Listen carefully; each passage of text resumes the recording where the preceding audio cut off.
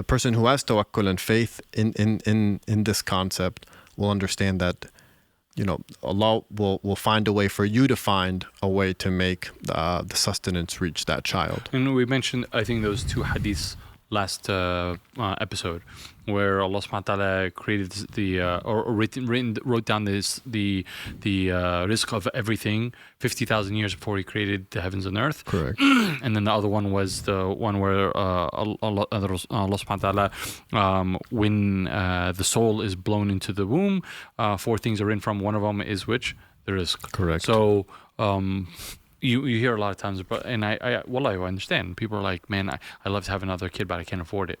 Yeah. And that's just Islamically not the right mindset. That child will come with risk, and the risk that is for that child, whether it's going to be in your pocket or it's going to be with that kid somehow, but it's going to come to you because that risk is ordained. So that's just a level of tawakkul that you should have. I believe this is the tafsir from Ibn Abbas radiallahu anhu. And so, and I think in the dream, the boy was born in a year. In a certain year, and they decided that those years would be... Maybe Allah Alam, I'm not familiar, but yeah, there's very possible. Would be the years where we killed them. And so, subhanAllah, amazingly, Harun alayhi salam is born in the year where the boys are allowed to live. And Allah subhanahu wa ta'ala specifically has Musa born in a year that the boys are killed.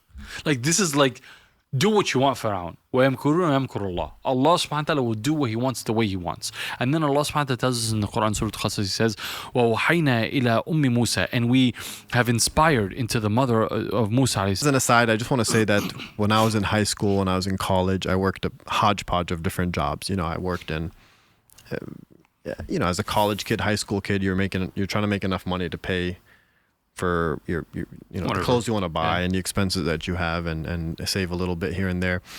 And subhanAllah, I never had a single boss or manager when I asked them, and I would ask all of them, hey, I need a couple minutes every day to go do my salah, typically dhuhr or whatever the shift was. And none of them ever had any problem with it. Non-Muslim bosses and managers, they never had a problem with me taking off for Jummah.